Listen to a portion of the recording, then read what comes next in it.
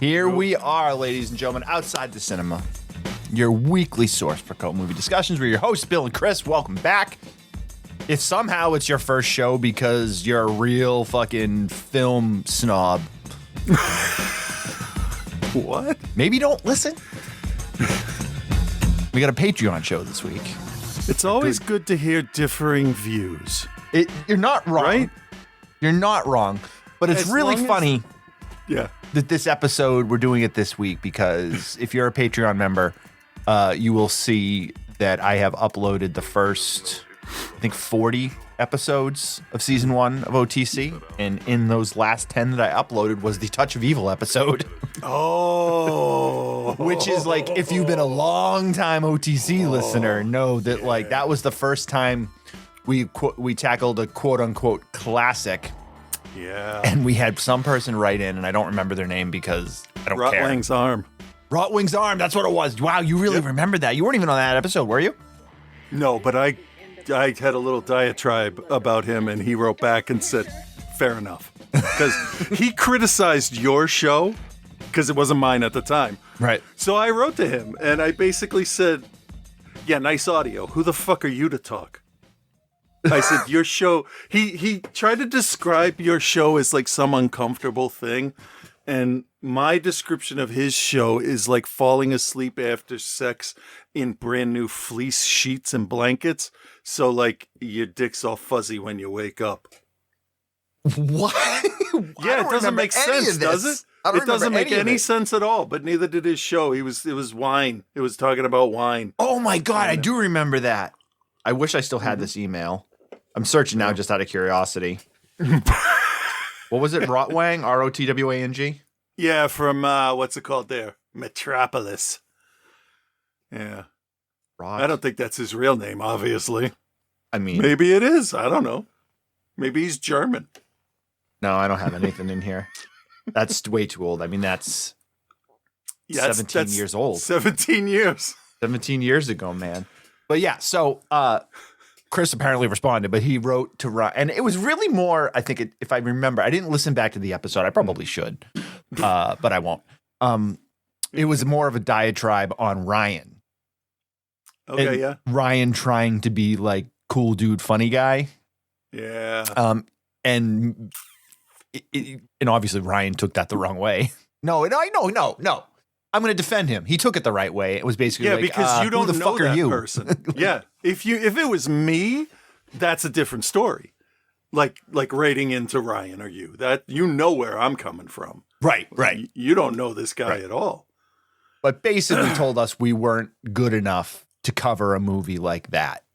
Yeah, and that's not a thing. No, that's not a thing. And hey, I'd be a liar if I said that every time I had listened to a podcast in the past and a show covered a film that I was like super like protective of, and it didn't get the review that I wanted it to if I wasn't like, miffed by it or whatever. But like I also like never wrote into the show and being like, yeah, you guys don't know what you're talking about.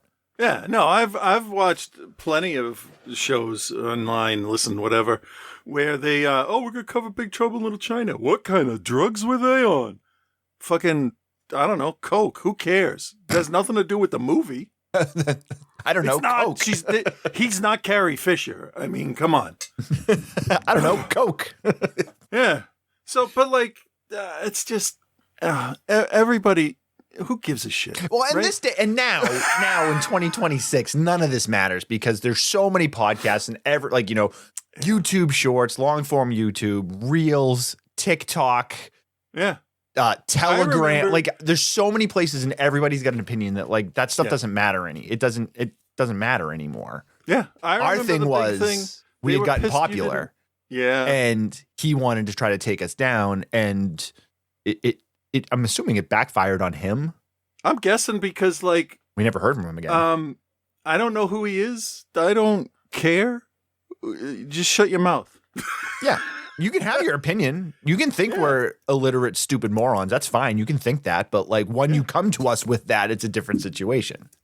Yeah. It's just like in the news today, whenever we see somebody, we could use the Pam Bondi hearing from last week as an example.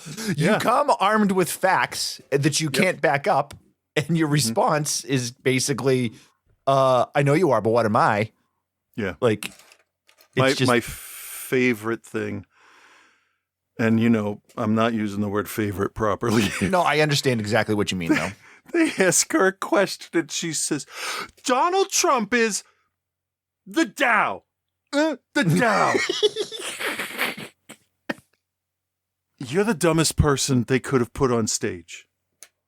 The dumbest person. Honestly, this country, the world there's gonna be a fucking reckoning with fucking perverts. And if the cartels are gunning after ICE in the cities, and we're gonna stand up to ICE on the street, and they're gonna have a hard time. They're gonna have a real hard time. Also, I learned today that we've been trying to overturn Cuba's government for 60 or 70 years. Like, how fucking bad are we at doing shit, right? Well, I mean, we can just take the oil tankers. No, that's what they're doing. We'll follow. We'll just follow the oil tankers and then take them. Like, I really just we need public executions for war criminals and crimes against humanity. I'm not going to say that we need public executions. I will say that we should put these people into prison and make them suffer for the rest of their life. Oh, no, and put cameras in there. That's the same exactly. thing. I want to watch Stephen Miller sit in a 8x10 cell all day with all of his money taken away, all of his freedom taken away. I would rather that than see them put to death. I would do what they do in revenge movies where the guy that needs to get at the other guy gets arrested and sent to the same jail. Yes. That's a different that's a different type of justice, which I'm not necessarily going to say I am against. Oh no, that's justice. Nazis die. Nazis need to die. Nazi punks. I am done. Fuck off. I'm done playing nice. Well, if we're going to play nice, we should get back to our talk of Touch of Evil and how it's interesting that I put that episode up this past week. And Ollie sent me his Patreon picks, and his Patreon pick is Citizen Kane. So the greatest movie ever made. Or is it?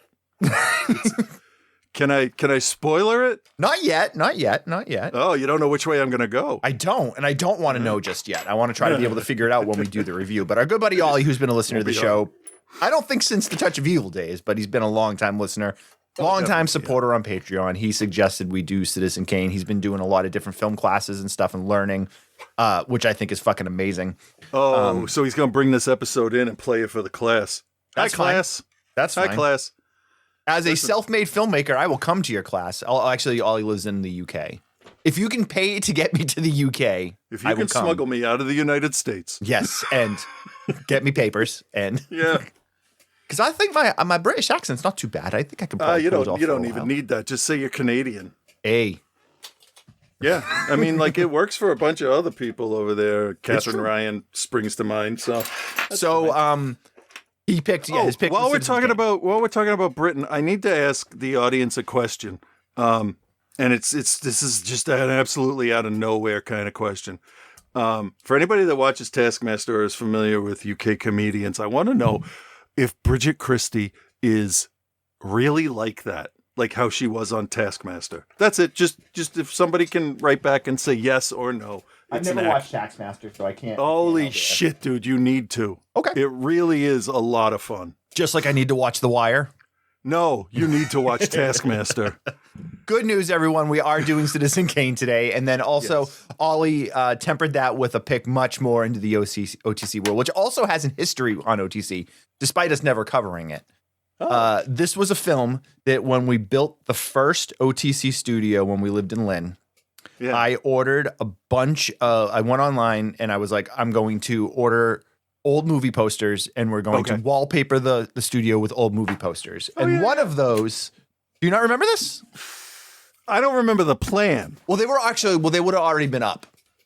Yeah. They would have already been up. So one of those posters was this film, Cherry 2000. Which now I'm realizing after watching it, I don't think I'd ever seen it. Or I hadn't seen the whole thing. I didn't remember. True. Yeah. But that was one of the ones, and that was one of the posters that Ryan used to just like, I don't know, he would give me shit about it or whatever. Why? I don't know. I don't remember. Oh, well, yeah, why would you? Yeah, I don't really care that much. So good news. We are finally covering Cherry 2018 years But it's later. it's a cult movie. I like officially. Yeah. If there was an official list, it's a cult movie and it's got Melanie Griffith in it. Why? Yeah. And Tim Thomerson. That's right. He's good in that. He comes off a little different than Doll Man this time. Yeah. I like him. I really do like him. Yeah. So yeah, Ollie, thank you very much for your support. If you are a Patreon member, send us some pics. Patreon.com/outside the cinema. Feel free to send us a message there, or you can email us at outsidethecinema@gmail.com. That's the two best ways to get your picks into the pipeline. Almost all by the end of this week, all of season 1, all of year 1 of OTC will be up on the archive feed on Patreon. So, Nice. Chris's official unveiling is not far, not long. Oh, yeah. Only a few more episodes, and Chris is on full time. But you can hear Chris's first appearance on the show, which I think was the Star Wars trivia episode. Oh, could be, yeah. Which I want to say was in the I don't have it in front of me, but I want to say it was in like the first 10 episodes. Oh, so wow. so Chris has been around since the beginning. We always talk about how Chris wasn't the, but I mean, I was a special contributor. I did stuff when Stan Winston died. We did a thing with John Hughes. Yep. We did a thing with F-13 about the Friday the 13th remake. Yep. And he was amazed at my response because no one does that, what I did. I said, I'm just going to wait to see how it is. Nobody does that. Or I also remember when we did do the Star Wars trivia episode, because you didn't know Ryan, and Ryan really thought he was hot shit. Like he did. He's like, I know everything. I go, dude, I got a guy. Yeah, I got a guy I've been friends. I got a guy I've been friends with since I was 16 years old. That trust me, knows better than you. No way. And you fucking schooled him. Yeah, here's how I explain that now, because I understand myself now. Ready? I'm autistic, but not for trains. Not for trains. No, for a galaxy far, far away and some Ghostbusters and Transformers. Basically robots and spaceships. And spaceships. That's my focus. Like I just look at this guy. Could he turn into a train? No, it's a model kit, and it does this. It lights up. That's cool. It's by a company called Blockies, and it was so awesome. I bought this one, who lights up, Megatron. They're about, for people not, but they're about 9-10 inches tall. They don't transform, but they look exactly like their cartoon counterparts. Soundwave came with 4 cassettes. Rat Bat was one of them, my favorite. And I broke a piece while I was making it. They have that Gundam style skirt in the front that's 3 pieces, one Gundam piece, style. The other sides move. And one of the ball joint pegs broke. And you know me, how I don't bother anybody. I didn't even finish the step before I wrote to them and said, "This broke. Please, how do I get another one?" I don't do that. But they wrote back and said, "Yeah, we don't normally do that, but we'll send you one." Because I did praise the shit out of it. Because, okay, this is the hand. I need to do this. This is Soundwave's hand, right? Yep. So look at what it can do. This was right off of the sprue. I didn't do anything to these fingers, and they all bend at the knuckles. That's cool. All of the knuckles. So, like, he can do devil horns, surf stuff, whatever. Mostly flipping people off. Obviously. But that's him. That's Megatron. I don't know how the fuck they molded it, but I'm impressed by Blockies. And it's only $40 for that size. And it took me maybe an hour and a half to put together because I took my time. Yeah, Blockies, you could sponsor us. I'll put them together. Send them an email. See what they say. Yeah, I don't know how to do that, but maybe. You don't know how to write an email to a company? I don't know how to write okay, so my kids are going to be 18 years old. Terrifying. In like 3 weeks, which is nice because then I can officially stop looking and worrying that somebody's going to steal them. Right. Because they'll be too old, right? So I forgot what my fucking point was. What a dark world. I just wanted to make that joke, I think. What a fucking Oh, dark yeah. So, world. like, they're going to be 18. And I'm like, okay, so I got to do something special for them because, like, they don't want anything. Like, they're really kind of humble and they're happy with what they have. I don't understand it at all. I mean, they seem like two of the chillest kids. Because I follow them both on Instagram and, like, they both they're weird. They're weird, but like it's not weird. You know what I mean? Like no, yeah. It's like it's you guys are eccentric. Yeah. And you're cool with it. And we're not gonna and they don't spam like their Instagram of just like this is me in a selfie in a mirror or there's none of that. They're like very pointed of like here's a point I'm gonna make and I'm gonna say it and that's that. And there's no bullshit. Yeah. It's refreshing. Thank you. I'll tell them that. Coming from a dad of a 14-year-old who is the epitome of normal 14-year-old boy. Like all too familiar. Like, damn it, be more interesting. He's a very good baseball player. He's got that going for him. So I mean, that's fantastic. That really is. That's nice. Cool. I'm gonna forget what I was talking about. Shit. So and then we'll talk about the greatest movie of all time. Yeah. I wrote to a couple places, one of the departments in work, and see like, do they maybe offer backstage tours to staff? Then I explain the situation and like, maybe they can meet the animals because we're a museum and a zoo, so we have animals in the building that are taken care of. And I wanted to get them in there. There's a skunk, there's a blue jay that I think they're rehabilitating, and like Nova loves birds and all that. And then I thought, I got to step this up one. So I work with somebody that runs the theater outside of the New England Aquarium. And I said, hey, I don't ever do this. This is probably the first time in my life I've asked for something like this. So let me know if I've overstepped. Oh, is this the penguin thing? Yeah. Yeah, you were telling me about it. I don't remember if it was on the show or not. On the show? Okay, so I said, hey, ever since I was little, I wanted to feed walk like the a penguin. Yeah, but like I know that the aquarium doesn't let just any rando that loves penguins come in and get in the water with the birds. I said, and my kids' birthdays are they're going to be 18, and like does the aquarium? And I shouldn't have done the penguin thing because I think I misled. But anyway, it doesn't matter because what he came up with was better.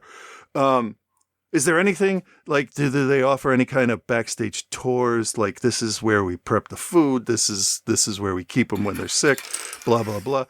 And he wrote back and said, well, the penguins are actually off display because they're doing work in the area. He said, but they are being housed off site and they owe me a favor. So we may be able to go visit the New England Aquarium penguins privately in their temporary home. Mm. And all I did was ask a question, and I don't do that, and I probably should do that more. Sometimes that's all it takes, bro. Yeah, and I would only do it for them. I would never do it for myself because that just feels wrong, but I honestly think they deserve it. Absolutely. 100%. So, yeah. And Nova, again, is the assistant director because the teacher's the director. But this is the play that's going to the state competition. And Rip is in charge of special effects, which is blood packs and stuff like that. So trust me, we had a long talk about pressurized blood, poster paint Italian movie blood. Like, what do you want it to look like? And she got a little bit of green in it, a little bit of blue, tested it on white shirts. Like, we're good. We're all over that. She's got it. So that was nice. So yeah, they're really stressed right now. Understandably so. Play. But it's good. They really are pushing themselves. Are they going to school? Are they going to go to school next year? Undecided. They want to, but I don't know. Nova just got her lifeguard certification. Oh, dope. And she does a day here and there, a day a week right now with school and stage one at the Goldfish swim academy. It's like it's Oh yeah, it's at the mall, it's right? in the mall. Yeah. And honestly, I wish that place existed when I was younger because it sounds like they're really nice to work for. Every little worry that I have about, are they going to do this? You got to make sure this doesn't happen. And like, it's nowhere near anything that used to happen to us. Right. Like, I changed the schedule and I put you on Sunday and you didn't come in. Yeah, because you put the schedule up 2 weeks ago and then changed it 16 hours before that shift. And didn't ask me if I was available. Mm-hmm. They don't do that. So that's awesome. So she might go there. You might do the lifeguard thing and progress through there, take a year. I don't know. State schools, don't cost that much anymore. So it's kind of okay. Yeah, and Rip already has more power to him. Rip already has a couple of scholarships for just having good grades. That's all it takes, dude. I didn't know that was a fucking thing. It wasn't a thing. Now it is. Basically, when we were kids, you basically had to be the starting point guard on the basketball team and go undefeated for 4 years. And they're like, maybe we'll give you a sports scholarship. Yeah. To a Division III school. Yeah. I think over the summer, we're going to have them take over the digital advertising for Spectopia. Nice. And here's a segue. Right now, at spectopiaarts.com, you can enter the code. Come on, I know I can do this. ANAL69. Yeah, it's LOVE30, all caps. I don't know why. LOVE and the number 30, no space. This code, I'm all wheezy, is good through the 21st. It's not much time, but it's been up for a couple days. And it will give you 30% off anything on the site. Sick. 30% off. That's a good deal. That's a good deal. It is. And I turned to my wife and I said, hey, we're not paying like production costs or anything. So, it wouldn't be so bad if we just made $1 off of every shirt until like we start getting more orders. That's the best way because to do it. all we have to do is change the percentage that we take from it. And we have it set pretty low because who the fuck are we? But gotta start there. We've had our TeePublic store for 13, 14 years. And we still when we run a sale with the TeePublic store, we get like $2 a shirt. Like it's whatever. It's not about making money. No, I just want it to get out. I want to be able to walk through where I work one day and see somebody wearing something I drew. And have it not be me. or anybody I know. Somebody you don't know wearing something you drew. Somebody I don't talk to regularly. Scott sent me a picture of him in the Friday the 13th shirt that Ripley designed. I got to get one. Seeing it on him is totally different than seeing it on the website. I want to get one of those too. Perhaps now with a 30% discount would be the time to do it. Yeah. And if maybe I can, I'm thinking of trying to do some kind of special, like first year anniversary sticker for anybody that places an order. I'll send you something for free. So I don't know. I'll design something special. Do it up. Do it up. All right, we got to get into the show. Oh, fuck. I was trying to distract from it. I don't know why. But to add one more piece of good news, we did get a new iPad. Oh, yeah. We did. We got a new iPad. Not a brand new one. I did buy a refurbished one. Because the Patreon has taken a dip recently. Well, the world has taken a dip. It's very true. But we do have a new iPad, which means nothing is going to work the way it's supposed to. But it'll be not fun. Working right. So we're going to get into Citizen Kane here. Chris, how deep do we want to do this review? I honestly don't know. All right. Well, let's play this trailer because it's 3 minutes and 45 seconds long. I'll stop it midway through and we can figure out how deep we're going to go. All right. That sound good? Yeah. All right.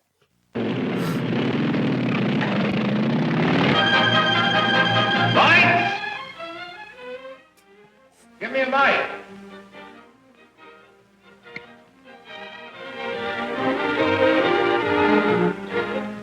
Thank you.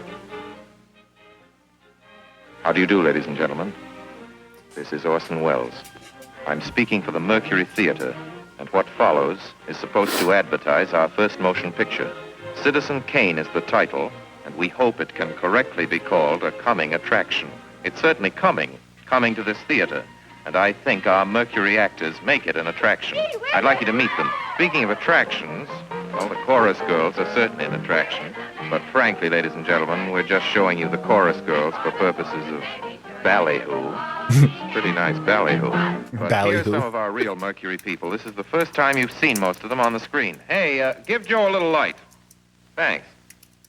Now smile for the folks, Joe. Smile. Joseph Cotton, ladies and gentlemen. That's it. Joseph Cotton. I think you're going to see a lot of him. Here's Ruth Warwick, whom I know you love. Ruth. Look at the camera, Ruth. We caught Ruth with her hair up. And here's somebody you've all heard on the radio, so I don't have to tell you he's wonderful. Ray Collins. Dorothy Commongore is a name I'm going to repeat. Dorothy Commongore. I won't have to repeat it much longer. You'll be repeating it. And here's George Coulouris, who's a grand actor. I'll say that name again. George Coulouris. Watch it. Here comes Everett Sloane. Look out, Everett. Oops. Everett Sloane, ladies and gentlemen. He isn't necessarily a comedian. And here's one of the best in the world. Agnes Moorehead. I've said a lot of nice things, but Erskine Sanford deserves some more. Erskine Sanford. So does Paul. Paul Stewart, everybody. Citizen Kane is a modern American story about a man called Kane, Charles Foster Kane. I don't know how to tell you about him. There's so many things to say. I'll turn you over instead to the characters in the picture. As you'll see, they feel very strongly on the subject. Charles Foster Kane is... Sure, he started the war. But do you think if it hadn't been for Mr. Kane, the United States would have the Panama Canal? Charles Foster Kane is nothing more or less than a communist. Kane, governor. Listen, when the voters of this state and Mrs. Kane learn what I found out about Mr. Kane and a certain little blondie named Susan Alexander, he couldn't be elected dog catcher. I'm going to skin Mr. Charles Foster Kane alive. Oh, how the times have changed. Next week at the White House. Emily, I hear you've been stepping out with Charlie Kane. Of course I love him. I gave him $60 million. Well, of course I love him. He's the richest man in America. That's what all the girls say about him at first. But you know, I can't help but admire him. He's crazy. He's wonderful. Ladies and gentlemen, I don't know what you'll think about Mr. Kane. I can't imagine. You see, I play the part myself. Well, Kane is a hero and a scoundrel, a no account and a swell guy, a great lover, a great American citizen, and a dirty dog. It depends on who's talking about him. What's the real truth about Charles Foster Kane? I wish you'd come to this theater when Citizen Kane plays here and decide for yourself.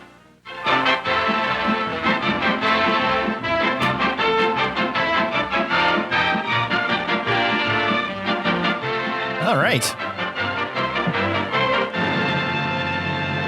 Man, that was a 3-minute and 45-second trailer that didn't feel long.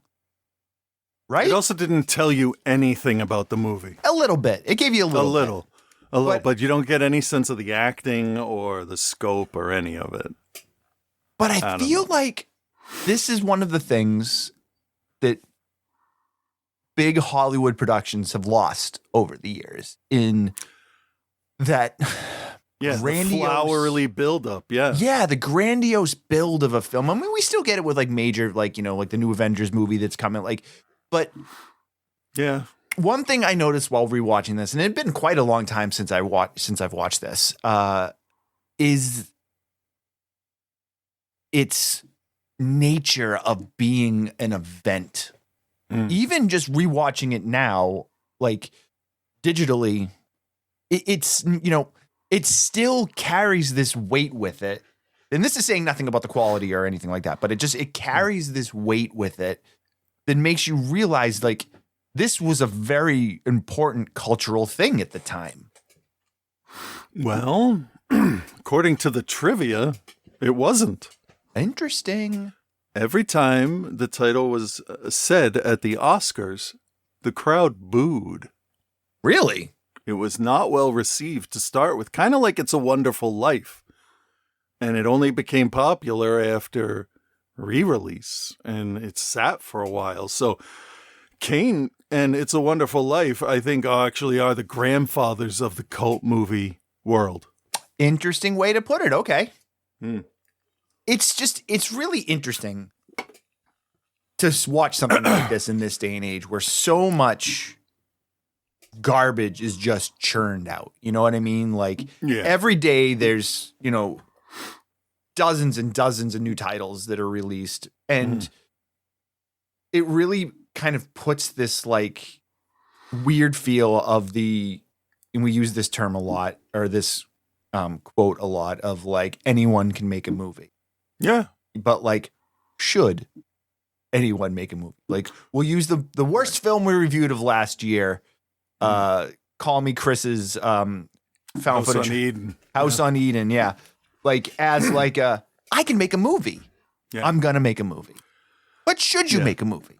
Well, you should make a movie if you have somebody you trust that can give honest criticism. That's the big difference. That's a good way to put it. But also, be ready to make a movie. Like, I don't know. Yeah. I didn't do a lot of research in terms of pre-production for Citizen Kane or anything like that. But one thing we do know about Orson Welles, and especially early Orson Welles, is everything was purposeful with him. There was never like a thing, whether it was a radio broadcast, whether it was a film, whether it was a play, whatever he was doing, everything was thought out. There was no fly by night. Yeah. Like, and Citizen Kane is like a really good example, if not the best example of like, we're going to get this right. Yeah. Again, not talking about the quality, just like if we're going to do this, we're going to do it right. But between this and War of the Worlds, like, he knew how to move a crowd. He was it's the voice. It's the voice. Partly it's the voice, but I think too he has this sense of humor that's sort of like mine in a way, where somebody will ask you to do something, and as you're getting up to do it, you say, "No, I'm not doing that," and then you do it for him. It's like that. That's how I see War of the Worlds. Like, oh, this is going to really scare people, but it's going to be hilarious.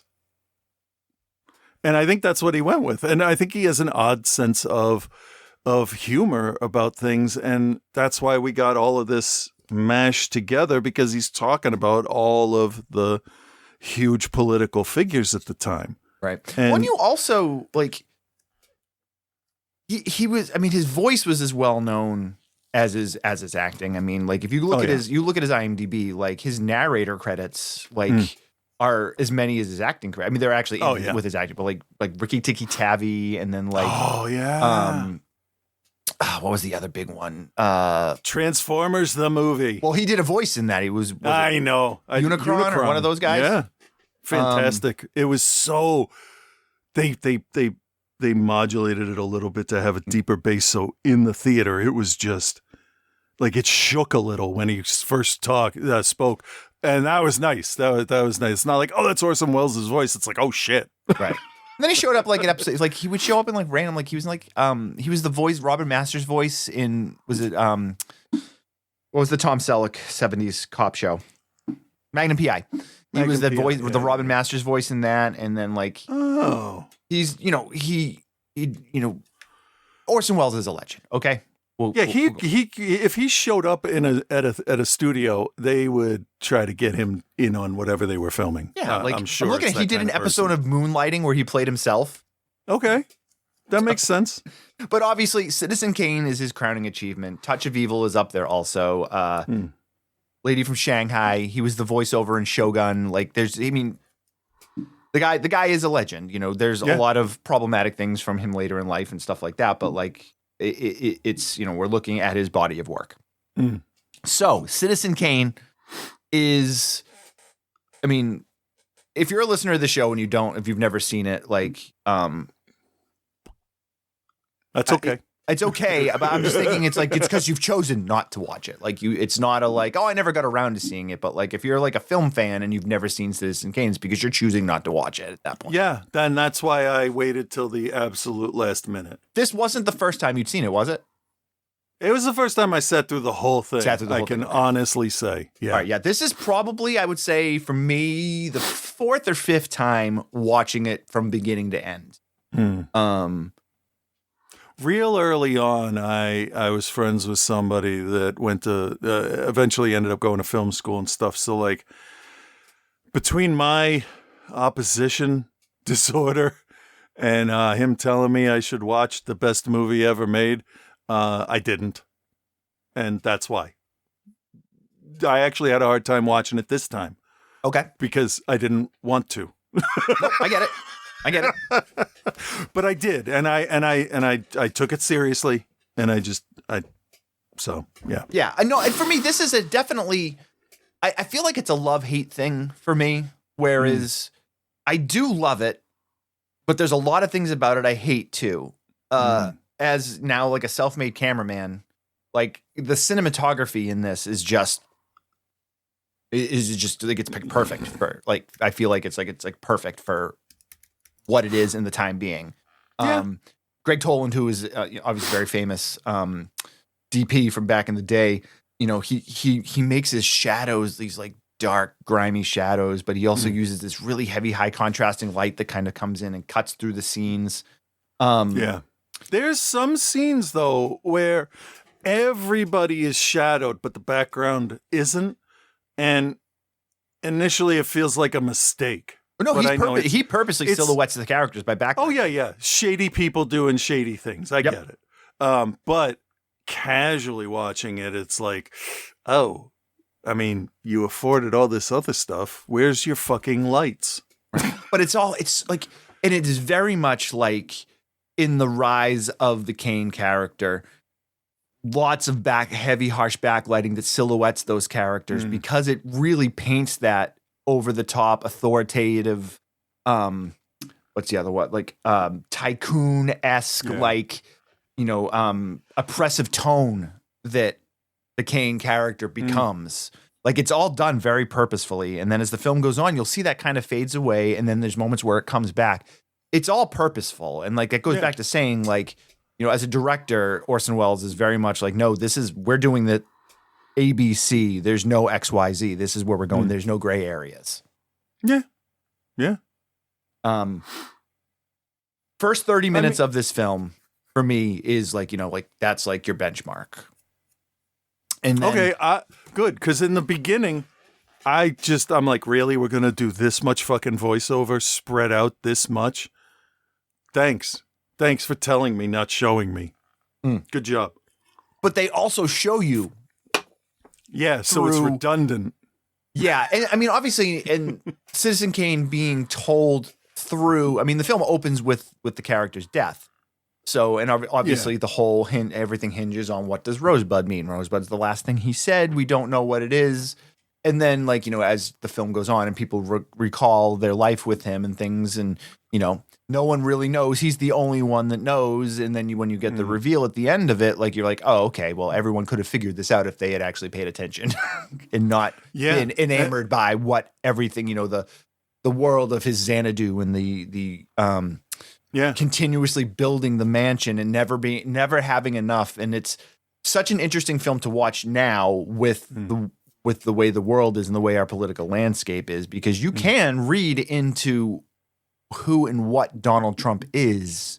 Oh yeah. And Jeff Bezos and Elon Musk and these guys. For some reason they all want to be him, but he's not a role model. No. And he's also not inherently evil the way these other people are. No, but he is selfish. Yes, but 100% selfish, for sure. Purposely. Yeah. I mean, he's a typical leading man character of the time. It says shit about women, does whatever he wants, all that stuff. Cigars, everything. And this is the wrong time for me to watch this movie, because I think he could just fuck off and die, and I don't care. Anybody with that amount of money that doesn't earn it, even if you do earn it, Jeff Bezos, like, be a fucking human. You live on this planet. You are made of meat, and we can eat you. Made of meat. Just like you've eaten those other people. I'm not saying Jeff Bezos is a cannibal, but I am saying there's an awful lot about beef jerky in the Epstein files. Yeah. So that's why halfway through this, I'm just going to skip right over it. I needed to say it out loud and not talk about it ever again. That's why when I'm watching this and it's all like, oh my God, he was in a room with a woman. I'm like, how fucking quaint. Sorry, I don't mean to laugh because it's not funny. No, it is. It is. We have to laugh. If it's, we get that dark, like, come on. Can you imagine? I like to think, like, what would happen if we took a movie like, fucking just anything, like One Crazy Terrifier. Summer. Yeah. Imagine you took that or Porky's or Blazing Saddles back to the 40s and were able to show it to people. They'd fucking lose their minds. It would be insane. You show them The Exorcist and we would be a Christian planet in no time, because none of it is that nobody was capable of it at the time. It was pure fantasy. But this movie did pull off a couple of things that impressed me a lot. I'll mention them when we get there. Okay. But I do want to say, because we, as we're playing these comparisons to tycoons and billionaires of today, like, unlike I think some of the people that are out there now, is like the Kane character definitely starts off his career with the best of intentions, but we see how money and power corrupt, which is the same thing that happens. Like, I won't use Elon Musk as the example, because if you go back, he's always been a scumbag. But like the guys that created Google or whatever, like, I don't think, or even Mark Zuckerberg, I don't think his original intentions were to become. Zuckerberg's a bad one, because he created Facebook to rate people's appearances. That's true. Okay. So we could leave him out. Okay, we'll leave him out. We'll just say the guys that started Google, because their business, whatever it's called, the mission statement was "do no evil," and now that's all they are. Right. So well, they're not the guys job. that made Google aren't involved anymore, right? When they sold it, like I think they're not involved at all. Just like the guy that created Twitter, who now runs Blue Sky. So it's like true. Yeah. Yeah. I do have a Blue Sky account somewhere if anyone's interested. Everybody should probably delete their Discord account, because Peter Thiel's going to bring in his Palantir stuff and want to verify people with their actual IDs on Discord. Anyway, speaking of Discord in the Citizen Kane world, so as his character grows and his ambitions grow, he becomes a darker character. And it's very much like going from like celebrating their victories to what more can I have? And it's a really interesting look coming from someone like Orson Welles, because he was already well established, and I mean, not to the level of the Kane character, but like he, I think, is a good person to bring this to life. Yeah. Because he does start off noble, and he does want to help the lower classes, and he does want to grow, and the working man is what he was always saying. And so, but he does become this loud, full of himself, just like, I don't believe anything that's said unless it comes from out of my mouth. And, like, it is a very oppressive and like overpowering, like, yeah, you're in his world. Yeah. And the film and the look of the film changes that way too. And then as he gets older, like when they're in the Zanzibar, and they're in the like great foyer, even the way the film is audio is done. Like there's a scene with the wife, the second wife, and he's on one side of the room and she's sitting in front of the fireplace putting together a puzzle, and they keep all of the echo of the two of them talking to each other, showing the distance between them and the like cavernous world that he lives in and how she can barely get to him. And it sounds so like nerdy to say it, but like it's done. No, it's all so symbolic well. And it works. Yeah. I was having fun looking at the smaller references that other things pull from Citizen Kane to like give it a nod of like, hey, yeah. So like the Tim Burton Batman movie, when he's having dinner with Vicky Vale at the huge table, that gives me the same feel. Yeah, exactly. That's the exact same thing. And I like that because like it's interesting to me how you can take something in a movie, change the context a little bit, and it still works and fits. And that was neat. And there's a lot of Simpsons stuff that I noticed that I wasn't 100% sure was all of it was from Citizen Kane, but obviously looking back, yeah.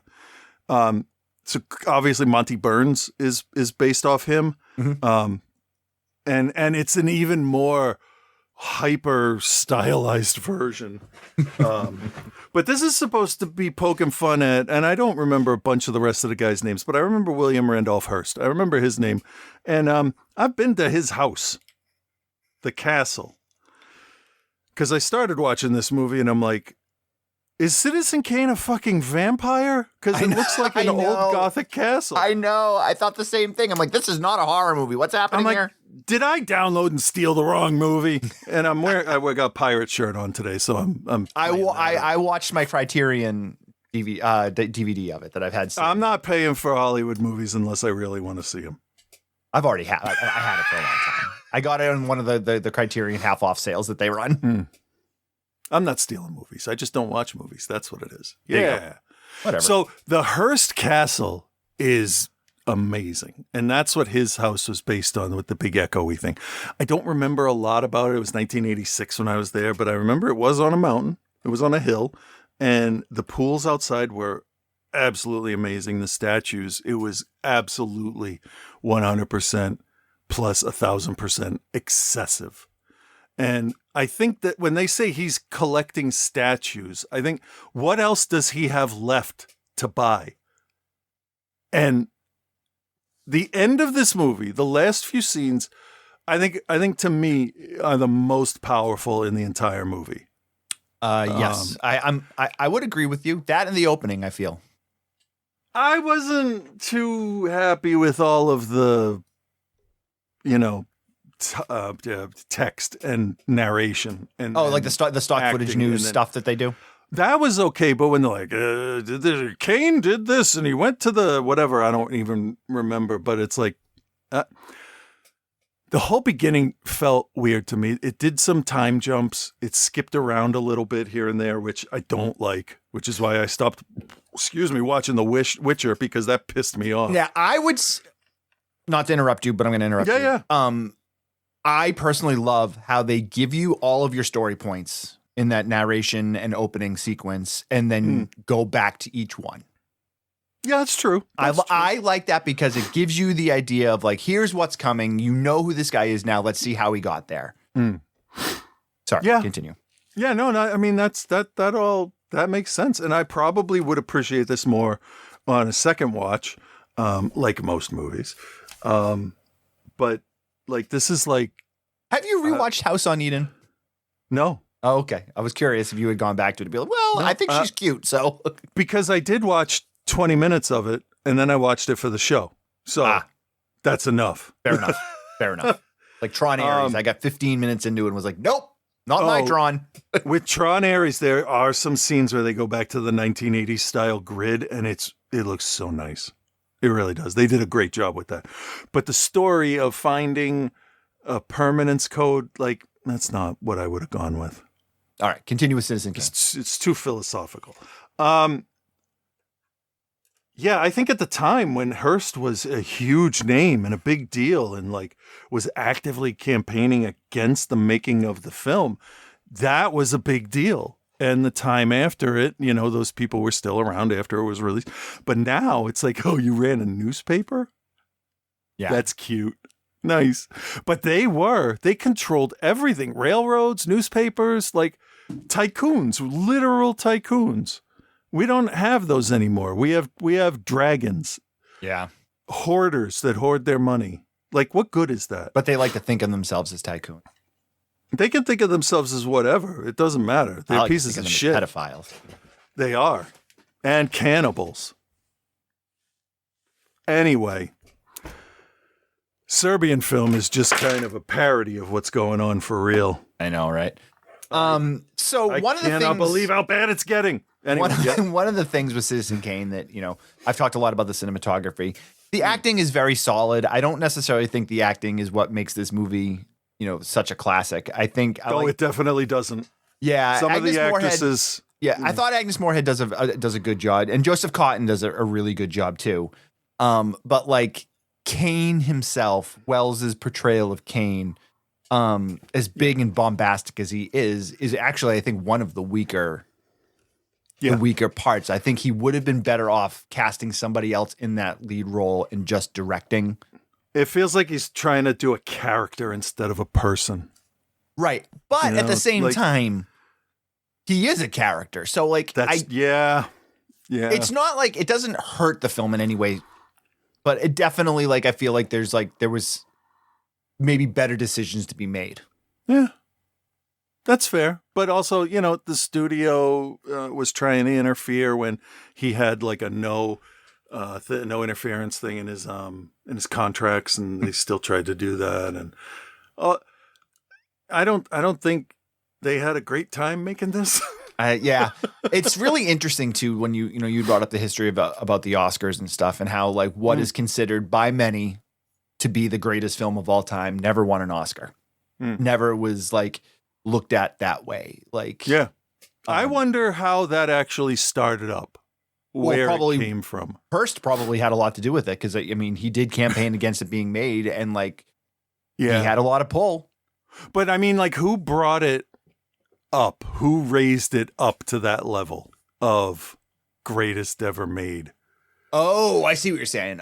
Yeah. I mean, I think it's just one of those things where, we talk about cult films, and it's kind of that same thing where over the years, people, upon re-releases and Orson Welles continuing to do well and make things be like, oh, well, there's Citizen Kane, so let's and people then being like, oh, actually, we were wrong about this. And I mean, we see like in the biggest horror movies, or not the biggest horror movies, but the biggest cult movies of all time, like that's its thing. Upon its initial release, it's not lauded, and then through the years, people are like, oh shit, yeah. The Thing by John Carpenter is a fucking masterpiece. Like it is 100%. I don't know why that's the example I use. It was just happened to be the one I thought of, because it's right in our wheelhouse. And when we saw it and we loved it, we were right. Yeah. The top on the AFI, American Film Institute, the top 10 greatest movies ever made are Singing in the Rain, Schindler's List, On the Waterfront, The Graduate, The Wizard of Oz, Lawrence of Arabia, Gone with the Wind, The Godfather, Casablanca, and Citizen Kane. In that order? Yes, from 10 to 1. Okay.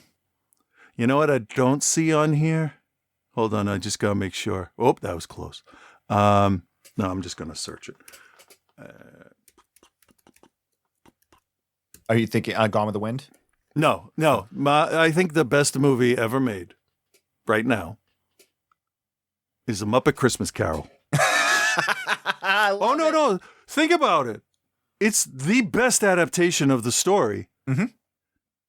And it has that song, One More Sleep Till Christmas. Citizen Kane doesn't have Kermit singing the song. No, it doesn't. But also, Citizen Kane isn't uplifting. It doesn't give you any kind of message you can carry with you as a poor person. Nothing. It's just, hey, look at this guy with all this money. Fuck it all up and not help anybody else out. Oh, hey, look, here's Kermit and some ghosts. They're going to help everybody that they know. Yeah, but I think that's the message is better in that. But I also think that Muppet Christmas Carol is pretty goddamn solid. No, Muppet Christmas Carol is excellent. It's an excellent film. Don't get me wrong, but we're treading on here. You know what? Let's grade. Let me do one thing real quick. Sure. The most impactful part of the movie, because obviously it's going to pick up after he dies again, and like, what do they do with all of his stuff? Right. So they're going through it. They're burning some stuff. There's a lot of shit in boxes, which is obviously where Raiders of the Lost Ark got their idea from. Mm-hmm. And then you see all these people just, what do we do with this? What? And it doesn't matter who you are or how hard you work or what you accomplish. When you're dead, you just leave him behind a bunch of shit nobody wants. And he had all the shit from everybody. And that's all that was left. Things. He was never a politician. He never made any kind of real lasting mark to help society. He just helped himself. And it's sad because he could have been something. It's like with all of the money Bezos and Musk has, they wouldn't miss it to end world hunger. World hunger would be 2% of the money they have. So do something. If Trump wanted to be remembered and loved, he should do good things for people. Yeah. Like universal health care. But Citizen Kane, I'm calling him Citizen Kane like Homer Simpson would. Right. Like when Mel Gibson was Payback. No, I love Payback. But like,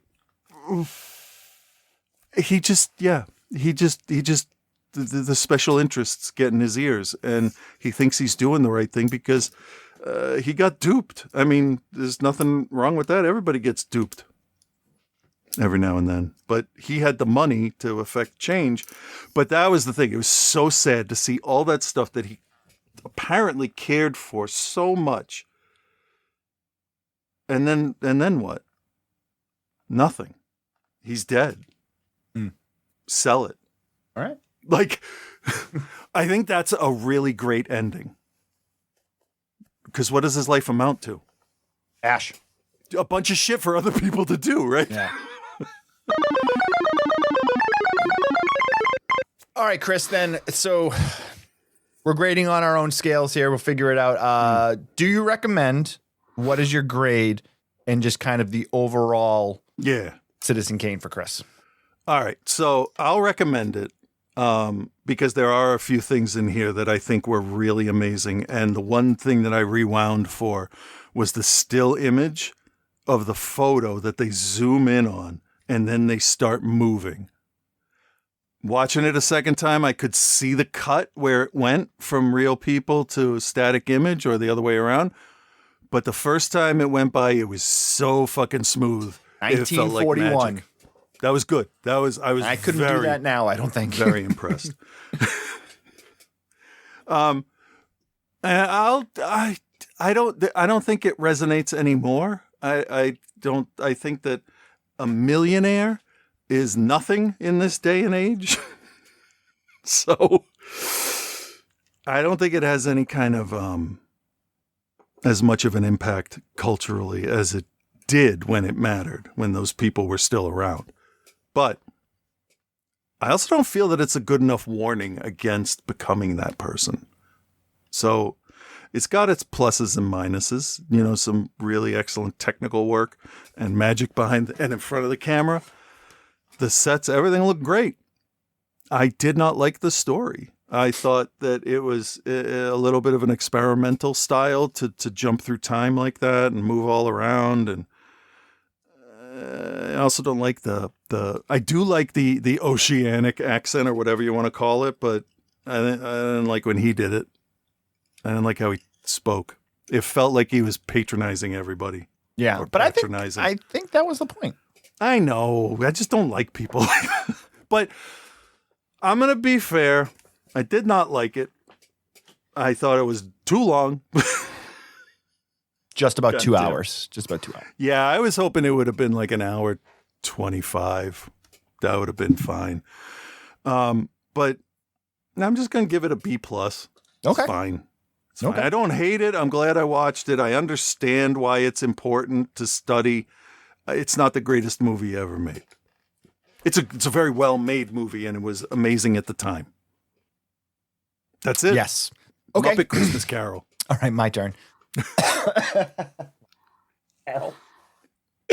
I'm definitely recommending it. I'm recommending it in the sight of a educational watch to see, 1941 epic filmmaking brought, to its what could be its grandest scale with also like kind of cheating it too. Because there is a lot of news footage and stock stuff that's brought in to create this like epic thing that's not necessarily as epic as you think it is. Yeah, tying into the Spanish Civil War, World War II and all that, yeah. And the thing with the cinematography is I do believe it is absolutely a benchmark for the look of a film, the different things that they do to create their effects. They broke rules. Oh yeah, they made rules. They made new ones. It wasn't even that they broke the old rules. They made their own. Yeah. And it's really still like, holds up very well, and it is definitely, you know, like optical illusions that you're just like, how did he even think of that in 1941? Like, I can't wrap my head around that now. Yeah. So its presentation is an A+, like the way it's presented. I think the acting is very good. Joseph Cotton bordering on great, but the rest of it is also kind of, they're doing what they're given. Yeah, there's still, it feels like there's a holdover of silent films. There's a lot of what I call stage makeup on a lot of the people. But some of the old age makeup was actually pretty good. Agreed. Which is not easy in any time period. Agreed. So, yes, it's great. And it's an A film for me. Looking at it, you know, when we do a lot of these kind of reviews, it's like you kind of look at things from your personal enjoyment, and then you also look at, you know, its standing. And like Citizen Kane is one of those films I feel like you can't not review it, for me at least, can't not review it and not take into its place in the pantheon of Hollywood to like, you know, like definitely influences it. But I understand where you're coming from with some of your issues with it. Cause like, it's still not a perfect film. Like it's just not, it's, you know, in my opinion, I don't know if a perfect film's ever been made. Muppet like, Christmas Carol. American Werewolf in London. The Thing. Yeah. But so I'm giving it an A. Yeah. Because I think it deserves it. Okay. And in my personal opinion, although I might not think it's the greatest film of all time, I do believe it is in the discussion and should be in the discussion still to this day, you know, 80 years later or whatever it is. I can see that. I think if I was to go that way, I would lean more into the innovation and technical aspect of the way the film was made more than the acting, which sort of comes off like King Kong-ish in a way. Yeah. I mean, but that's, you got also like, you have to take the time period. That's what acting was like. That is the time period. Yep. Yeah. Yep. And it's hilarious. Yeah. I like it. I really like that accent. I like characters like that, but some of the characters in here were really grating and I hated them, but then you're supposed to because they're dicks. Yep. Exactly. So there it is, Ollie. I hope we did it justice. I hope when you bring the review to your film class and they lambast us, you'll stand up for us. Let me just say, ADHD, OCD, the whole don't tell me what to do shit. You tell me something's the greatest thing ever made. I'm gonna take issue with that before. Oh, and that's part of our brand. Like, well, it's part of our brains. Yeah, but like we've always been the show that's like, oh, you think it's this good? Let me tell you why it isn't. Yeah. So because I mean, I'll look at stuff I love critically if like somebody brings up a really good point. So we go from the greatest film of all time to the second greatest film of all time, 1987's Cherry 2000. Yeah. In the future, the world has survived. Romance has not. Right, so we'll say a dinner, complete sexual encounter, optional episode in the morning, right? I gotta run this past my own lawyer. Pleasure is strictly business. But it will be possible to have the perfect mate. A Cherry 2000. Looks great. Thanks. Thoughtful. Desirable. She'll never run out on him. Just short out. I'm sorry, kid. Total internal meltdown. Now you got her basic memory right here. Vocal patterns, verbal, whatever, basic voice. Don't look so glum. Your chassis out for the count, all right? You got the chip, you go in, you pick yourself out a new model, you slide it in the slot, you got yourself your girl back in a brand new frame.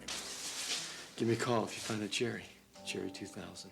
Look, my friend, you're gonna be a very old man, round in the middle and bone dry before you find one of those in these parts. That's a chance I'll just have to take. Then the adventure begins. Why don't you hire a tracker to go into Zone 7? We got a policy against trackers in these parts. Nobody goes into Zone 7. They got one of the original warehouses down there. Girls stacked on the shelves like pies. I'm looking for someone to go into Zone 7. I'm E. Johnson. You're not gonna find anybody better than me, mister. I'm not a machine. Do you know where they keep these babies? We call it the graveyard. It is the worst place in the zone. Well, maybe I can get in there and find this thing, but I need somebody riding shotgun in order to make it out in one piece. I want you to chase those birds till they drop. If you think it's tough to meet the right people now, wait till you go looking for a Cherry 2000. All right, Cherry 2000, 1987. Melanie Griffith, David Andrews, Pamela Gidley, Marshall Bell, Harry Gary Jr., Lawrence Fishburne also in there too. Ben Johnson, Tim Thomerson. We had mentioned Tim Thomerson already, and Robert Zadar. This is directed by Steve DeJarnette, who also did Miracle Mile, which we covered on the show a while back. He's also worked on a lot of X-Files. He was involved with Strange Brew and a few other things, and then directed a lot of TV work, mostly like for hire stuff like ER, Nash Bridges, the Lizzie McGuire Show, stuff like that. Yeah. Work is work, though. Work is work. Work is work. So Cherry 2000 is considered a cult favorite by many. It's a pretty simple story. You have Sam, whose girlfriend is Cherry 2000, played by Pamela Gidley. They are a companion robot. This one's a sex robot. Yeah, okay. Yeah. How many sex robots do you have that make you dinner? That make me dinner? None. I only buy single-purpose units. Gross. I want to point out to anybody too young that this was made before we had real, actual sex robots that you could buy online. Okay. So this was like a weird thing. But nowadays, I think watching a movie about a guy going to the ends of the fucking earth for a robot to fuck is a little weird. Well, yeah. I just wanted to get that out of the way in the beginning. Well, I mean, like, he's not embarrassed. He's like, yeah, I could get my fuck machine back. Okay. You're welcome, Scott. Okay. So 1987 is when this was made, and the film takes place in the far-off future of 2017. Yeah. Can't wait for then. I know, it's going to be crazy when we get there. But what this movie does that a lot of other, like, future movies do is, like, it doesn't completely change society in terms of its, like, kind of, like, daily business. Like, we're not in, like, flying cars and, like, it's 30 years in the future. And society has changed because they do a big thing about how all, like, you know, sex is transactional and partnership, like all that stuff. But like, he just works in like a recycling factory and like they still drive cars and they still just go to clubs. And it's not like, it's not crazy futuristic. Yeah. Yeah. Which is nice because that's honestly way more believable from the 80s to 17. Like, 30 that's years not or that whatever. far a jump. Yeah. Or 40 years. Would have been 40 years, right? Yeah, and still, like, that's not even 30 years. That's it's not. It's things. Don't make me things will math. still be normal. I'm not. Don't make me math. Don't. So basically, what happens is Sam comes home from work one day, and his Cherry 2000 is there, and you know, she makes him dinner, and they're gonna do their robotic hula. Only the sink gets backed up and water goes everywhere and she shorts out. Yeah, that was my first problem. Yeah, me too. Either I don't know which part my problem with this was. Either you do or don't know your robot can be put in water, or like what the fuck is wrong with you? Right. Like who also puts a dome lid on a fucking sink? Well, it's the year 2017. Yeah. Well, that's right. We got rid of our domes like 10 years ago. Yeah. That's why we don't have any more. 2017, man. You got to get it right. Yeah. Yeah. Okay. Yeah. Fair enough. It's basically, it's how can we get this movie started? Yeah.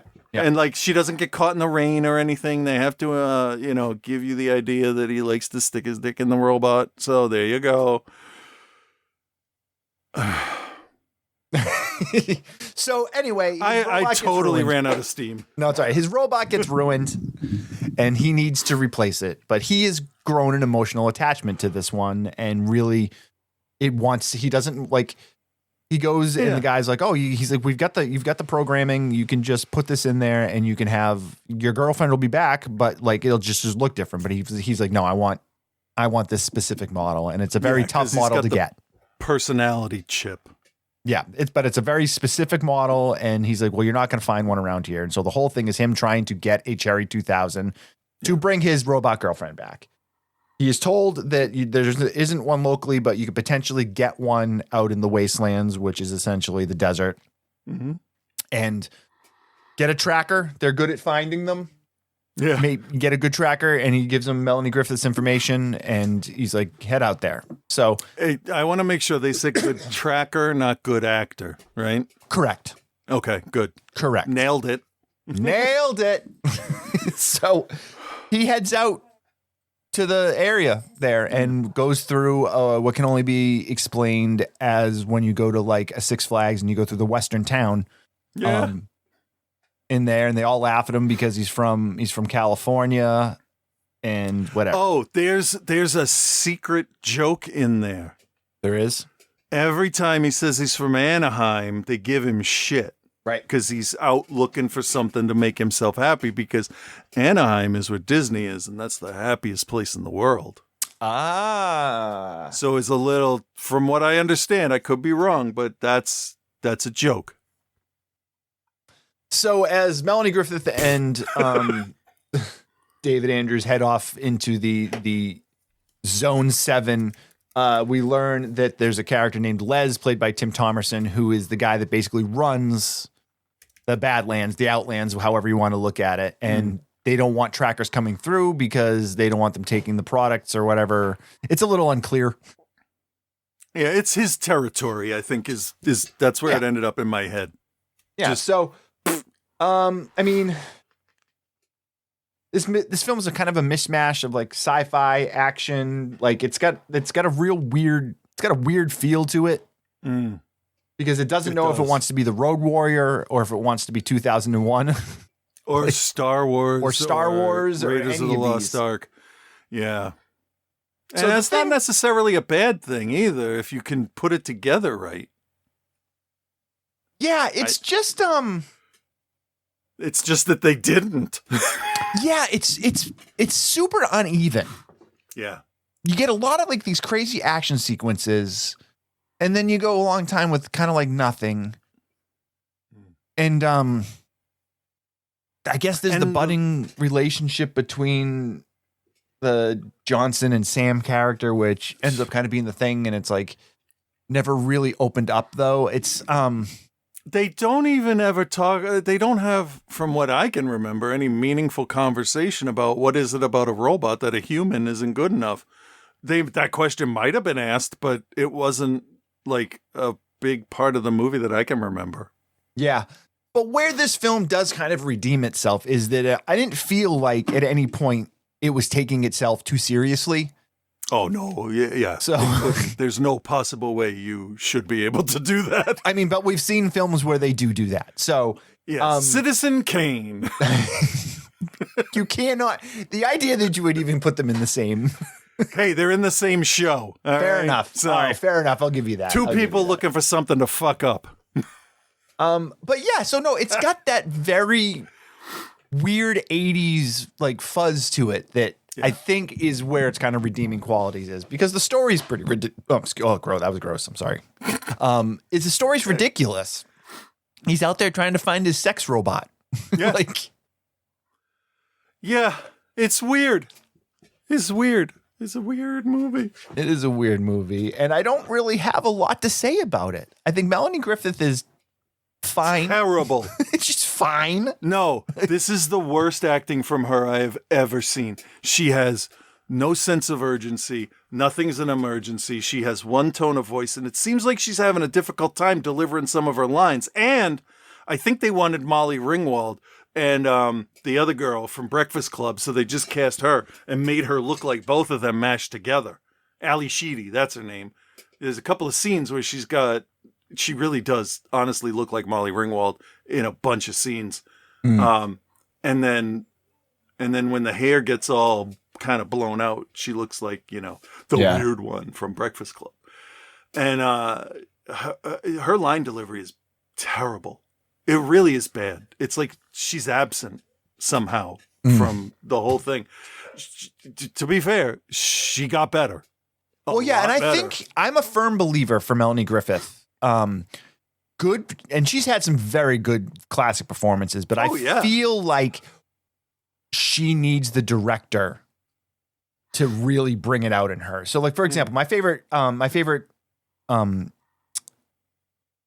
Melanie Griffith role is Body Double.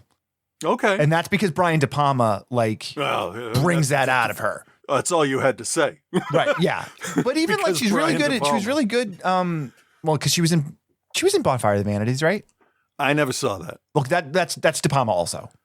Oh, okay. That makes sense. Yeah. That's De Palma, and then that's Bonfire, Tom Hanks and Bruce Willis, I think. Tom Hanks sounds familiar, yeah. But then even her like silly stuff, Something Wild, is like and that's, let me check. I think it's Jonathan Demme. Let me just make sure. Yeah, Jonathan Demme. Okay. I like her in Working Girl. She was great in Working Girl. Well, that wasn't Working Girl Nichols? Wasn't that Mike Nichols? I honestly have no idea. It could be. Because that's Harrison Ford and Sigourney Weaver. Yes. Yeah, Mike Nichols. Okay. So like those are, I mean, Mike Nichols did The Graduate, for crying out loud. Those are all roles where she is excellent. And each one of those roles is a really good director. Not to say that we're talking Natalie Portman stuff with Star Wars. Natalie Portman she can be a fantastically effective actress. She is. Not in the Star Wars movies. No, that is very true. But then you look at the director of this, Steve DeJarnett, and Miracle Mile is really good. But like I thought you didn't like that. I don't remember. That was the Dead End Drive-In. Never mind. Maybe, yeah. But like, so he didn't direct a ton of stuff. Like, so I think we can not blame Melanie Griffith, is what I'm saying, for her really weird acting in this. Not completely. No. Not completely. All right, fair. No, that's fair. Okay. But still David bad though. Well, and David Andrews, he's another guy that he plays Sam, and he's been, he was in Terminator 3 and like. He is a piece of cardboard. He is so boring in this. He's got nothing. Yeah. Oh, he's one of the senators in The Boys. I forgot about that. Anyway, yeah. Cherry 2000 is very okay. Yeah. Yeah.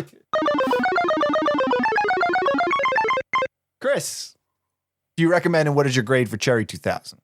All right. Well, I'm gonna recommend it because it is one of those like cult movie titles that you hear in like mainstream like lists and stuff. And I did read that they held the release of this over here until Working Girl was coming out to capitalize on that. So imagine your worst work. Yeah, it was made in like 84, 85 and didn't come out until 87. Yeah, and through the whole thing, I'm like, I really just wish this was Molly Ringwald, like in that other movie I watched a little while ago. Thank you, Tubi. You put on Space Hunter right after. Perfect. I'll watch this Molly Ringwald one with Winston Zeddemore in it. That's fine. I thought there would be more to it. I don't know. I don't know what kind of more, because there's enough action and like sci-fi stuff that's fine, and you got your end of the world type decor.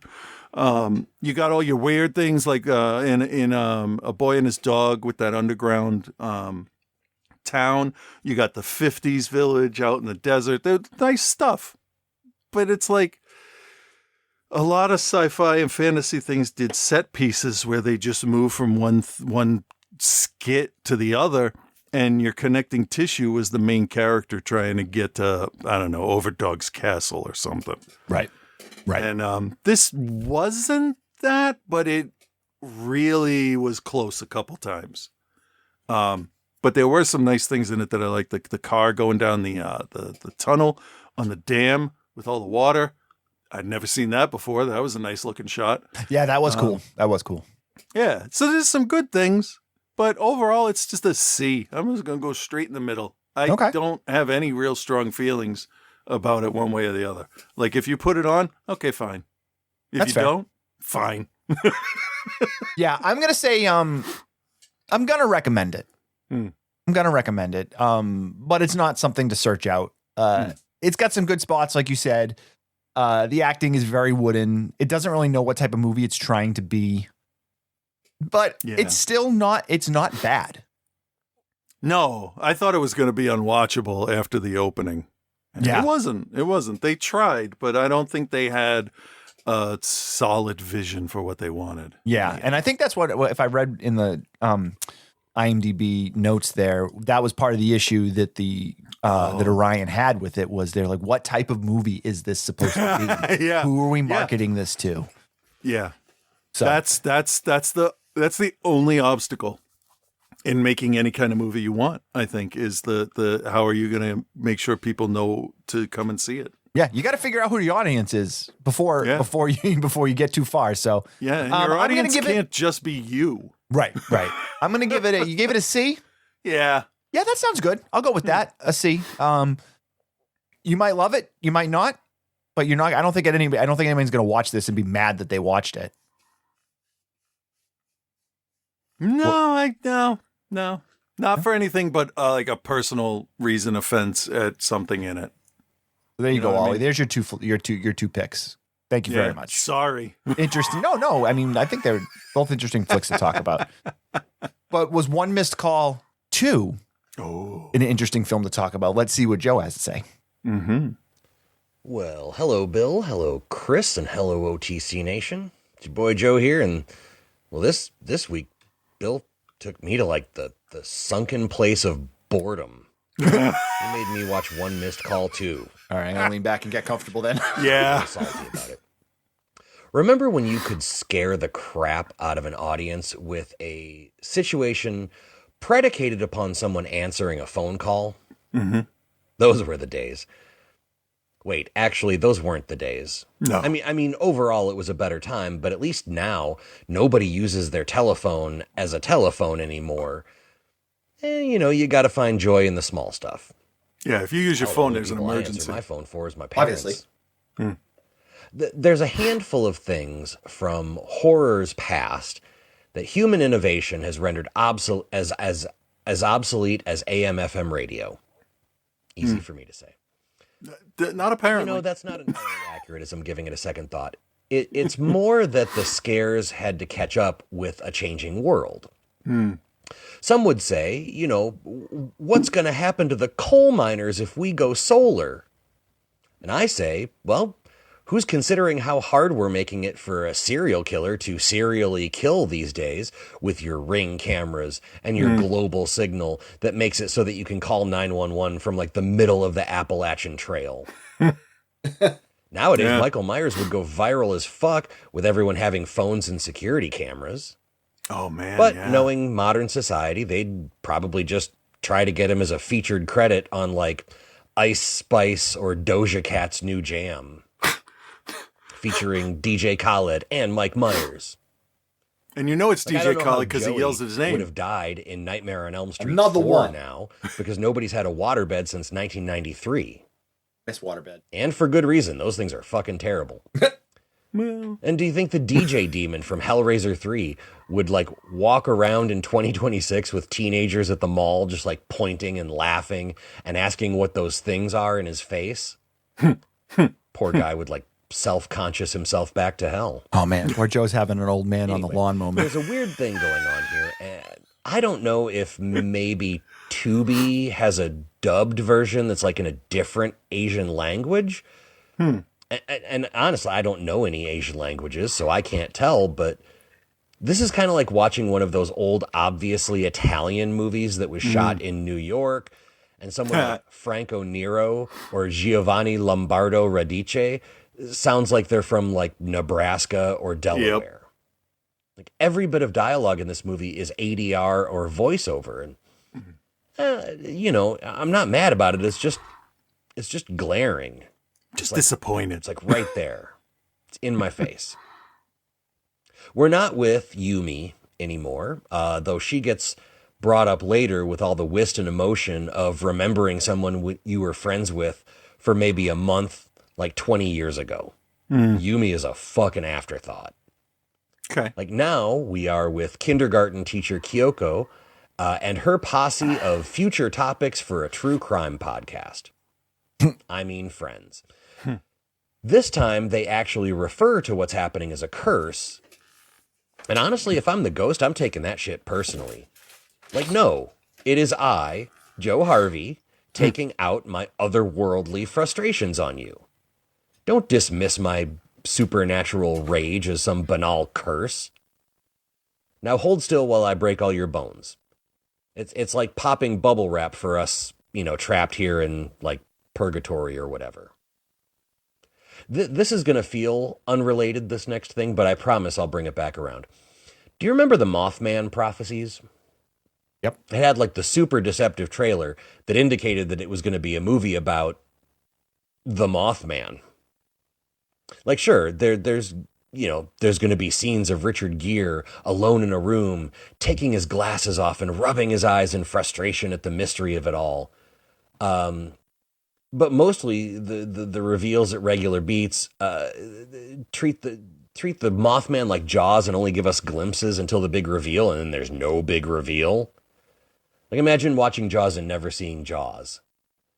Like, then we watched it, and it was like a really slow drama with the Mothman sitting over in the corner smoking a cigarette and asking the director, "Am I even in this fucking thing?" That's what we get here. And this movie can get fucked. It started out okay. Like, the first 20 minutes are okay. They do a fair job setting it up. There's some hints, some deaths. But then it's just like 85% Kyoko and her simpy friend Naoto tagging along with a reporter and doing basic investigation work on how this is all connected and taking forever to get there. And then when they finally do, it gets so convoluted and unexplained. It's just maddening. Like the whole third act takes place in an abandoned like coal mine, and even less realistic than the ghost of a girl who could do a death curse just by pointing at you, taking her afterlifey revenge on a bunch of people who never wronged her, by the way, is that this reporter is Scooby-Dooing around this very dangerous area that probably would have been closed down for safety violations, even without supernatural intervention, in a tight pantsuit and heels. A tight pantsuit and heels, by the way, that never gets dirty. Like an hour in this closed down coal mine, and she looks camera ready instead of looking like she just worked a long shift at like a Detroit smelting factory. Ugh, sorry, this was terrible. I'm not even sure anything that what I just said over the last 6.5 minutes makes sense, because this was so bad. When J Horror produces a turd, boy, they lay that egg good and hard. It's true. Like, this movie had 3 of my biggest pet peeves that came out of that time in the mid-aughts when the J Horror genre had become more bloated than that one vampire in Blade. First, it dragged the story along like it was Jacob Marley dragging his chains to torment Scrooge. Second, when they did try to unravel this mystery to me, they threw an entire pot of spaghetti in my face and expected me to figure out what stuck. Okay. And third, this movie wanted to be a horror movie about as much as I want to attend a PragerU seminar on how to be an alpha male. Like, I get it, man. You think if I don't try to physically intimidate everyone around me, they might think I'm a cuck. I don't care. The only thing that made me feel like a cuck recently was sitting through One Missed Call 2 when all I wanted to do was sit down and watch Predator Badlands. Yeah. Fair. You should watch it again. One thing they did do right was giving it the feeling that the ghost could show up and piss in the punch bowl at any moment. It rarely did, but every scene was fair game, and, you know. Also, now I can watch Predator Badlands without feeling like I'm neglecting something I should be doing. The bad. Okay. Like the secondary character on Dawson's Creek, Pacey. This was just Pacey'd so bad, I can't even find a joke to put there. I made a joke so bad, I made a fucking Dawson's Creek joke and didn't even bring up Vanderbeek. R.I.P. Maybe if he'd gotten vaccines, he wouldn't. Anyway, burp, I was so bored. Just desperately bored. One Missed Call 2 is going to take its D+ and fuck all the way off. I'll be back next week with One Missed Call Final. Yeah. I wish. This is the second to last one? Be good, everyone. Well, I think it's the last one in the original Japanese run, and then there was a remake. Okay. I don't think there was a sequel to the U.S. remake, though. I don't remember there being one, no. Yeah. Well, either way, that was very disappointing. That was exactly what I thought it would be, honestly. So. Fair enough. All right, I'm going to stretch. Then we hit the button, and then we're going to go. Are you ready for a new holy shit movie review? No, that's not what I wanted to do today.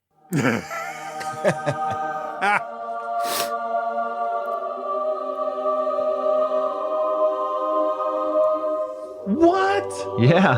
Holy shit. Yeah. With Reverend Scott. As soon as a monkey with a gun walks around a corner, bye. Words to live by. Hey there, Bill and Chris. This is Reverend Scott. Is he? He is. All right. Yeah. And I hope you've had some time to warm up to the idea of listening to a new movie review, because you don't really have a choice at this point. Okay. Yeah. Great, here we go. Today I want to talk about a movie that was released in France back in July of last year, but has just now hit the land of the persecuted, the United States of America, in February of 2026. Of course, I'm referring to Dracula, directed by Luc Besson, whose only notable credits are a few movies that you've never heard of, like Leon the Professional and The Fifth Element. And when you think back to the tone of those movies, this movie makes a lot more sense. Because despite sharing the same source material as most every other Dracula film out there that doesn't star Leslie Nielsen, this film takes some liberties and creative decisions that you might not be expecting. This is now I want to see it more. Right, right. It's vampires, so that's interesting anyway. So it's a totally different take, which is great. Well, we'll see about that, Chris. Let's start with Vladimir, or Dracula himself, played by Caleb Landry Jones. You may remember him from Get Out or Banshee from X-Men First Class. I tend to remember him most as that creepy kid in The Last Exorcism. I remember him he must have from been really hungry Dread. during this film, because he was chewing up scenery in every shot. Starting in the late 1400s, when he was happily in love with his wife, Elisabetta, played by Zoe Blue, Nepo baby of Rosanna Arquette. During this time, Vlad was merely a prince, but he had an army and a battle to win. His soldiers could barely pull him away from kissing his wife and telling her that he loves her long enough to get his cool armor on. Almost like hopeful innocence, but he's a little pervy. Before battle, Vlad has a prayer session with the head priest and makes one little itty-bitty tiny single request.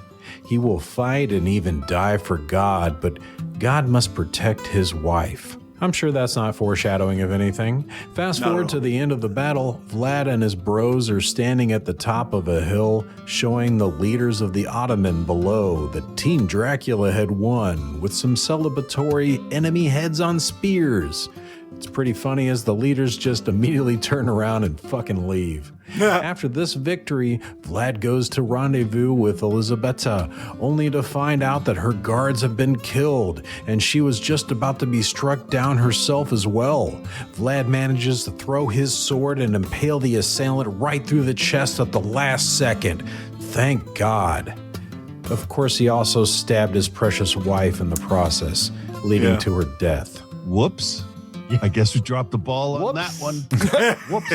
Followed by his blasphemous renouncing of God, which included viciously murdering the head priest in protest. And that resulted in Vlad being cursed to never be allowed to die or join God in heaven, and to always thirst for blood for all eternity. Sure, yeah. Literally. That happens. Fast forward 400 years, we join Jonathan Harker. Having seen Nosferatu last year, this part seemed pretty familiar. A giant creepy castle, a real estate meeting, and a shriveled, slimy, insanely old-looking Dracula with big old hair and black clothes causing doors to open and close at will, lighting all the candles in the home with a swipe of his hand, and doing all kinds of other crazy shit. The makeup effects were very well done in my opinion. He's very intimidating and gross as old Dracula. Yet somehow, Harker seems unfazed by all this. It's not that weird. Dracula invites him to eat, and there's a wonderful scene at a giant dinner table, a wide shot of the two of them on opposite sides of this 20-foot long table, with food covering every inch, lobster piled 2 feet in the air on Jonathan Harker's side. Then about halfway down, Dracula's side is completely empty except for a wine glass and a tiny little plate with 5 green peas on it. Harker asks him if he's going to eat anything, and Dracula's like, "Don't worry, Harker, I'll eat later." And I'm sure that's just because old Dracula had left to eat after he fed Harker was peanut butter and jelly. God, peanut butter and jelly. I hate peanut butter and jelly sandwiches. We see Dracula talking to a stoned gargoyle for some reason in one scene. Later, we soon find out the gargoyles in the castle are actually alive and serve Dracula. And they're all 2 feet tall. I'm assuming using magical gargoyles was cheaper than the other option. An army of ninjas apparently for $29.95. As you might expect, Dracula decides he's not letting Harker leave. And in fact, he's going to string him up and drain that yummy blood out of his neck. Harker asks him why, and Dracula just says, "I don't know, I need a snack, really." So Harker thinks fast and asks Dracula to tell him what he's really looking for. Why are you still around all these centuries later? So Dracula switches to story time mode and tells Harker the truth. Ever since he lost Elisabetta, he has been searching for centuries, convinced that she will one day be reincarnated again, and then they can be reunited. He even traveled the world to research and gather information and ingredients to create a fragrance that is so intoxicating to the opposite sex that they can't resist him, hoping to draw his reincarnated Elisabetta to himself. I assume this is a take on the unexplainable attraction women have towards vampires, but in this version, it's like he's using Sex Panther, but his is 100% of the time, it works every time. This is going to be weird. We soon meet Christoph Waltz as Van Helsing. I mean, a priest specifically that deals with vampires. He's heard that a doctor named Dumont has a young woman in chains and that she has all the signs of a vampire. Of course, the doctor doesn't know that. He just knows that she went from being a bride named Maria about to be married to a psycho with fangs and an attitude of, "Yeah, I'm gonna murder you now." Turns out Dracula decided a few centuries ago that he was at a party that just wasn't really vibing with him very well, so he put on Vlad's Sex Panther Extreme Cologne for Undead Men and started turning every woman in the room into a vampire. Then tasking all of them with finding the reincarnation of his wife for him. That way he can just go home and wait and chill out. Maria is one of those vampires, and she has a scrap of paper with her that has a portrait of the woman that she seeks. So then, inexplicably, that portrait just so happens to look like Harker's fiancée, Mina. What are you talking about? I'm saying Mina is the reincarnation of Elisabetta. Are you even listening to the things I'm saying? I don't know. There's all kinds of weird things. Fair enough. So anyway, Dracula is looking old as shit and in no condition to be traveling, let alone riz up some reincarnated young lady, so he has to looks max immediately, which involves draining the blood of an entire room of nuns. Maria has since escaped from her imprisonment, found Mina, and is preparing her to meet Dracula. So now we have Dracula trying to get Mina to become his bride, Harker seeking out the priest and company to get back his soon-to-be bride, the priest trying to get Dracula to repent to God so he can stake him in the heart, and an entire army ready to storm Dracula's castle. Of course, Dracula isn't alone. He has his gargoyles. A tribe of mutated little people. Yeah.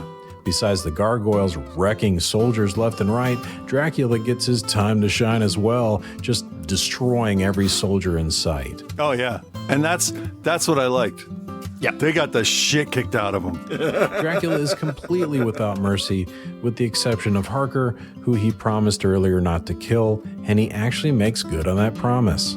Of course, there's more to this film that I didn't get into. It's a mixture of the classic story with new ideas and scenes that I haven't really seen done like this before. Caleb Jones is very enjoyable to watch as Dracula, whether he's young or old. His vampire pawn, Maria, is like, I don't know, she's like a very pretty Parker Posey. She eats almost as much scenery as Caleb does and is just wonderful to watch. Christoph Waltz is about like you'd expect him to be, maybe a little less enthusiastic compared to everyone else on screen. The priest confronts Dracula not with violence, but with facts and logic, suggesting to him that turning Mina into his vampire bride might not be the best way to show his love for her. And what Dracula does next will truly shock you. Which blew my mind when I realized it. I mean, it didn't take me long to realize it, but like, I was like, oh shit. And then I watched the movie and I was like, oh, shit. You almost can't spoil a movie like this that's been done a million times before, but somehow there are things in this version of Dracula that still surprised me. It had the traditional looks between the makeup, the clothing, the cool-ass dragon armor Dracula has, as well as the castles and houses and streets all looking very authentic. But there was such a lighter tone throughout this film. It was a breath of fresh air. I was shocked to not be seeing another dark and gloomy interpretation of this story. Snap. I'm like, okay, we're just to the left of maybe UHF. I get it. I think this definitely benefited from not having much in the theater to compete for my attention that weekend, because I was all burnt out on vampire films. This was a lot of fun. A lot of fun. And I thought I would hate it based off the name. If you're a die-hard fan of the book, this may bug you at times. It's quite the departure in several ways. Yeah. But for me, those changes are what made it more enjoyable to watch. The humor and the lighter tone, the different take on so many classic Dracula tropes and ideas. And unlike Marty Supreme, this had a lead character with purpose that felt like he actually earned his character decisions. So the end of the movie felt really goofily satisfying for me. So I'm going to highly recommend Dracula, as long as you know what you're getting into. And I give it a B+. So that's about it for this week, but before I go, I just wanted to say that Future Hunters sounded delightfully dull last week, but you did your best, so I give it a D+, and that review gets a straight B. Now, Ninja Busters, on the other hand, sounded like a new instant cold classic, and it made me wish I could join that dojo. Unless you're signing up for the class, we don't want you. Fuck off. So I give Ninja Busters an A, and the review gets an A as well. All right, that's it for me this week. So until the next time you have to spend 400 years trying to find your reincarnated wife using new and improved Sex Panther cologne, peace and love, guys.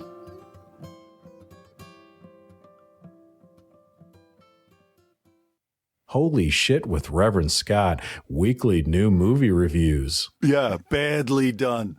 Badly done. Yeah. Badly done. Just a moment of silence for how bad that was done. It was awful. It is what it is. Yeah. We got through the show with the new iPad and nothing went wrong with it. Oh, I didn't hear a single Liberty Mutual ad. That's awesome. I know. Well, that's not the iPad. That's just me not knowing how to time things. Patreon.com/outside the cinema. If you are a member, please reach out to us. Let us know what your picks are. We will cover them. I want to thank Ollie for programming the show this week. 2 very interesting picks. I never thought we would be doing Citizen Kane, but I think I'm glad that we did. Yeah, I don't think I would have watched it otherwise. So, cool. Follow Chris and I on Instagram at OTCBill at Cthulhu. Make sure you head over to spectopiaarts.com. Yep. And we'll be back next week with more. The code there is LOVE30. Love 30. 30% off. Good through the 21st, you said, right? Yes. Perfect. And then there you go. Yeah. Buy Thanks. some stuff. All right, guys. We'll talk to you next week. Bye-bye. All right, bye. Orgies and lesbian games.